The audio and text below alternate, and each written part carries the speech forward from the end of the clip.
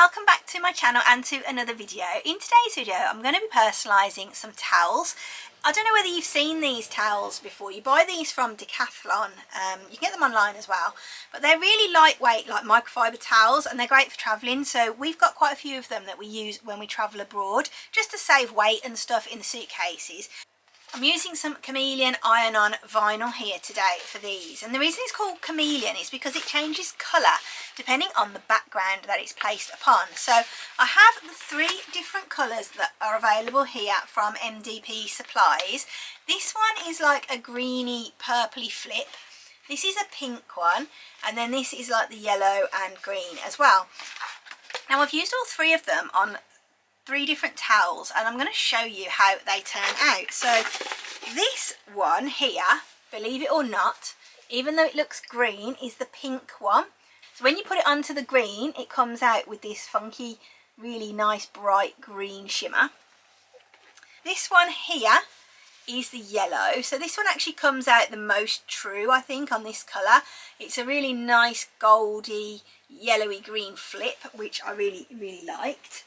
And then this one here is again the yellow. So that one on this pink has come out more like orangey coloured and green. And then the last one that I've done is the yellow, and I put it onto my purple one, and it's come out, I don't know whether the colour really shows that well on here, but it's come out like a rose gold, and then you can see it flips into the green on the M and the A. So I'm going to show you how I've done this and the trials and tribulations of cutting Chameleon vinyl, because it was really difficult to cut. And I'm going to go through my test cut process with you as well. So without any further ado, let's jump straight on in. This is the design that I'm using then for my towels, and you can see with the one I've already done that this is the design that I've used there, and I really like this font. It is called BFC Chick Stacked, and it is a Cricut font. I do believe it's a Cricut Access one. Let me just double check. Yes, it's an Access font. I'm actually going to bookmark it because I really like it for things like this. It really reminds me of those carrier bags that you used to get that had got thank you on them, and I love this design. So this is the one that I've done for Shelby. I'm just going to do another one now, and I'm going to do matte on it. It comes out in capitals anyway, so you can't change that with it. Let's just make it bigger. I'm going to go pretty big with it so that it's in the corner of a big towel. It needs to be quite sizable. Let's do that one a little bit bigger as well. I'm going to make this one a little bit bigger as well, because I have another towel that I'm going to put this on for myself. This is a bigger towel, the ones that we actually use on the beach. So when you're doing anything with HTV, you need to make sure that you mirror your design, and this basically makes sure that when you go to iron it onto your fabric or whatever material you are using, it's going to be the correct way round. So you need to make sure that you mirror. Now there's a couple of ways of doing this.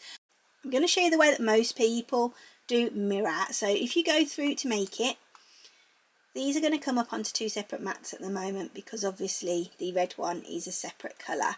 So one way that you can do it is on this screen, when you look on the left hand side where your mat is, you can click on this little toggle switch and it will turn it green, and it flips everything backwards. So you can see on this one it hasn't done it, so you need to do it on each mat individually. So I've just done that now. That is one way of mirroring, but that is not my preferred method to mirror. This is just typical, isn't it? Okay, this is now going to kill my Cricut design space, and I've got to now wait for it to do an update and then come back. I'm going to pause the recording here, and I'll come back to you when this has finished doing its update.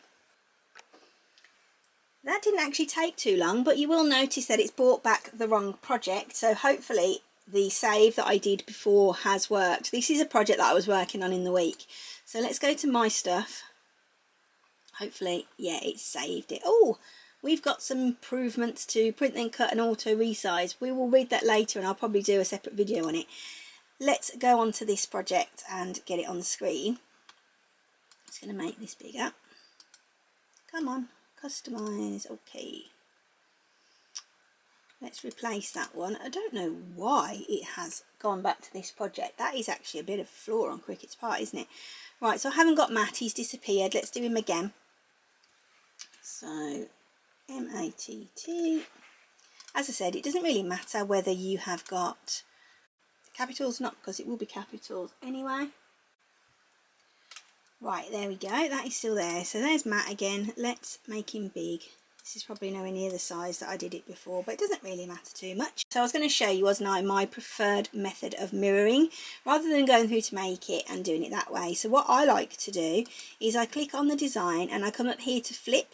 I click on there and then I flip it horizontally, and I like to do that with all of my designs. Now you can select it all and flip everything horizontally that you want to do.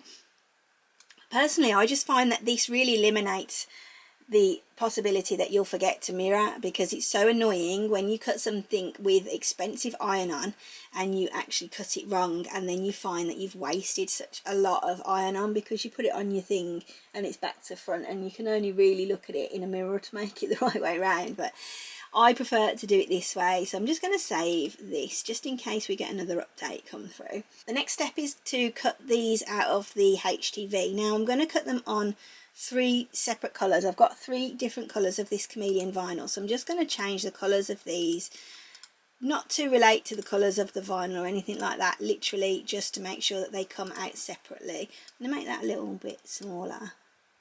Alright. Harley's towel has gone missing somewhere in the house, so he does have one. If you're wondering why I'm not making him a label, he's taken a regular towel with him this time. So let's go through to make it. Here are our 3 mats. As you can see, they're already back to front, so they're already mirrored. We don't need to click on this toggle. The same with the green one and the same with the purple one. Let's go back to this one. These are the test cuts that I did then for this particular HTV, and it was very, very difficult to actually cut. Now I thought actually it's going to work on the glitter iron-on setting, which is the one that I normally use. So what I did was just ungrouped the words and just cut them out on one piece just to see whether they would work. So this was glitter iron-on. I thought it had cut, but it hadn't, and you can see on the other side it hasn't even gone through at all. Well, it's very, very faintly, you can see that on the carrier sheet that it's gone through, but nowhere near enough to weed that out. And if I just get this carrier sheet, let me just see if I can pull that back a little bit. There we go. Let's just pull that back.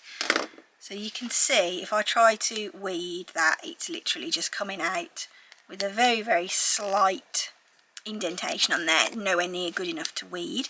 So I tried glitter with more pressure.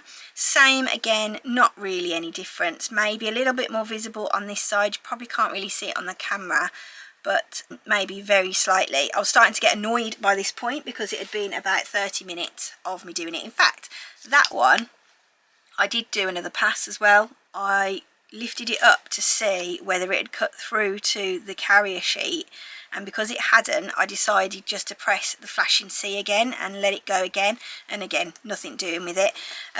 So then I thought, okay, let's think of a material that is quite thick and hefty but is still an iron-on. So I chose the infusible ink setting, because that infusible ink sheets, if you don't know, they're quite thick and they are quite chunky, so I thought that may work. This vinyl is so thick and it's just amazing. It's really, really good quality, don't get me wrong, but it's not very nice to cut at all. So I used infusible ink sheets setting, and I put more pressure on as well and gave it 2 passes, and you can see the difference. So you can actually see that it had cut through. I lifted it up to see that, and then I've got, obviously, that has weeded out now, which is great. But this is the important reason why I always say make sure if you're using a new material to do a full test cut and double check everything, because I would have been so annoyed if I'd have wasted all of that vinyl trying to cut those pieces out with the names on. Right, I'm going to turn on the Cricut now, and we are going to get this down onto the mat and get started. This is my mat I'm using today. It's a light grip Hobbycraft one.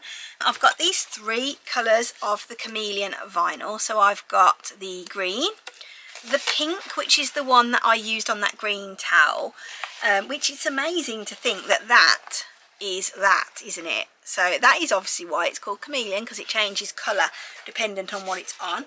I'm interested to see what this one's like. This is like a purple flip with green, and it's purple on the back, so I'm hoping this one's going to come out really nice.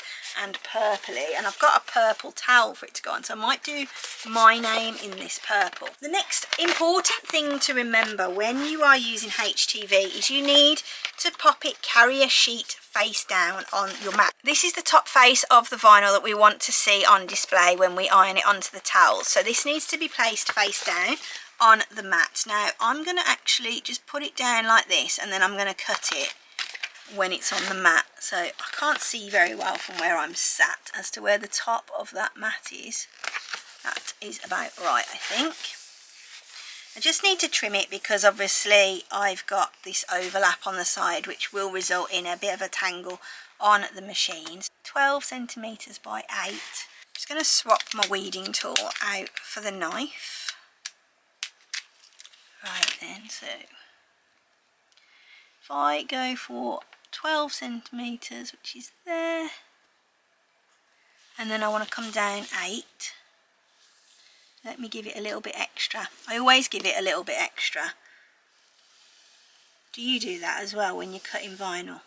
I just like to have a bit of leeway. See how difficult it is to cut? This knife is so flipping sharp and it still hasn't cut that. The carrier sheet's thick and so is the vinyl, and it's really difficult. I'm going to end up going through my mat. Let's take it off there and just cut that with the scissors.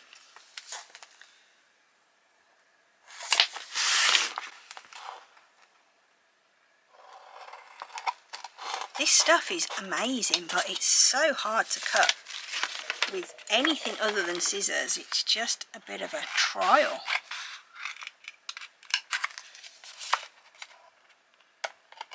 There we go. Okay, let's pop this on. In fact, I'm going to flip my mat around so that we've got it the right way, so we can make sure that it's correct. Okay, so we've got that on there now. That is going to be good, I reckon. It's a bit not straight, but that's okay. Let's spray it down. I'm going to make sure it's really, really well stuck onto that mat.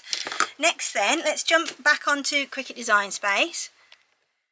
Okay, so I'm on the Make It screen now, and you can see the 3 mats are on the left-hand side, and we're obviously cutting my name first.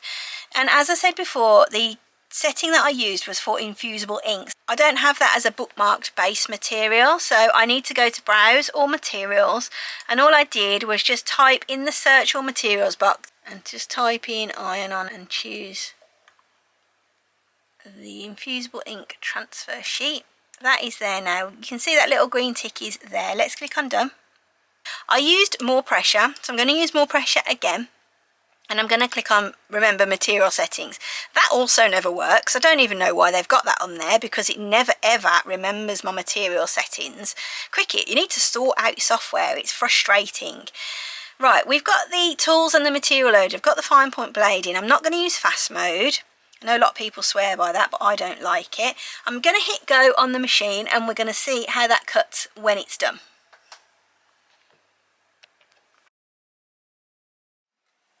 I'm hoping you're going to be able to see this. I've just finished this cut then, and I'm just going to check whether it has actually cut through. So I've got my weeding tool back again, and I'm just going to lift it up here on the design and just check, and that's cut really, really well this time. So we can now eject the mat and start weeding it.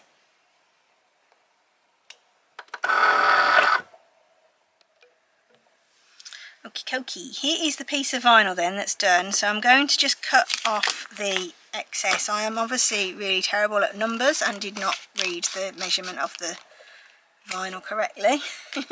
I'm going to just stick it back down onto the mat just so that I can weed it on here and just make it a little bit more easy for myself. So I'm just going to grab it at the corner really and just lift up that vinyl and just start that weeding off. It does tear really easily, this particular vinyl, so you just want to be really careful that you don't tear any pieces that you wish to keep in your design.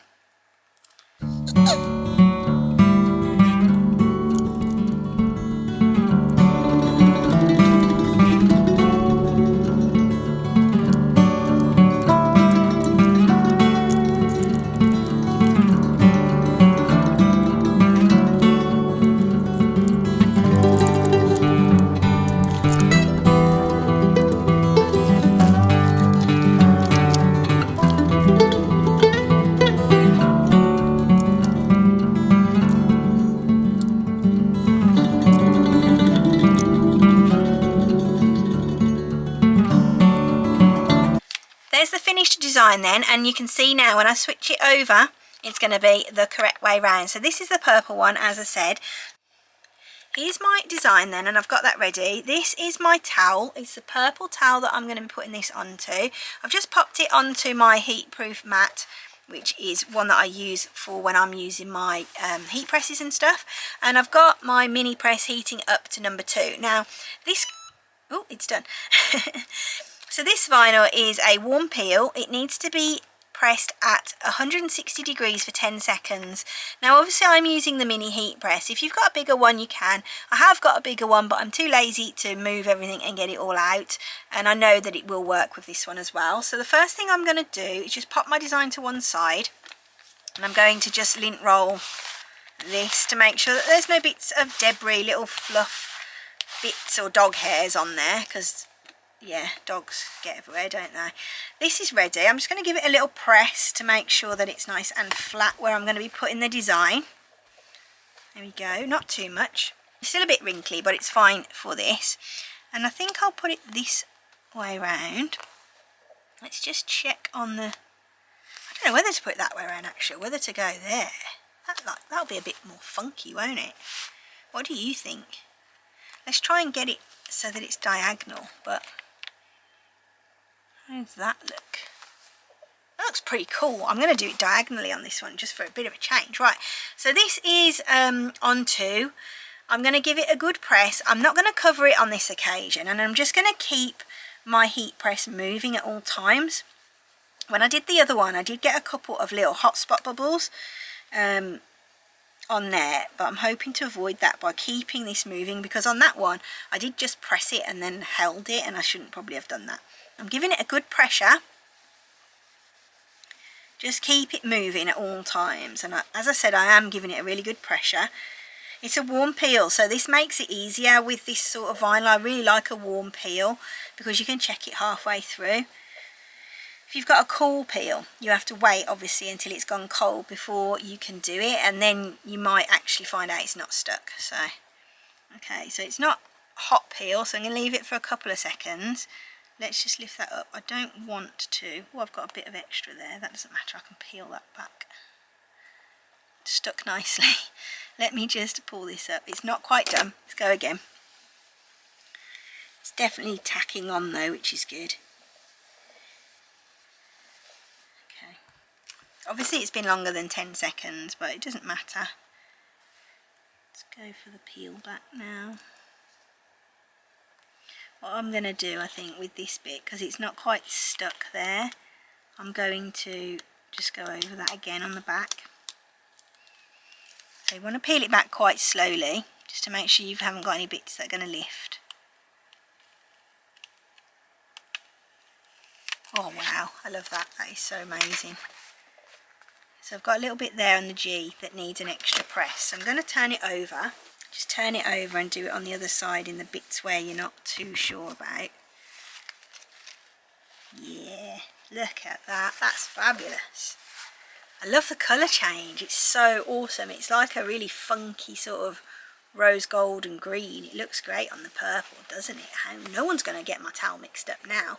So that is how you do it. Let's have a look at the other one. Here are the 2 towels that I've done so far then. So this is the one we've just done now, and it's the purple vinyl with the purple backing, and it comes out with this funky rose gold colour. It's quite pliable as well, and it is washable. I'll put all the instructions and stuff in a link down below for you so you can see that. And then this one was the pink vinyl on the green backing, and it's come out with the green and yellow flip on it, so it looks really awesome. I'm so pleased with it. So thanks so much for watching. I hope that you've enjoyed this video. If you have, don't forget to subscribe. Drop me any questions or comments that you may have down below, and I will always try to answer you where I can. Have a brilliant week, take care of yourselves, and I'll see you soon for another one. Bye.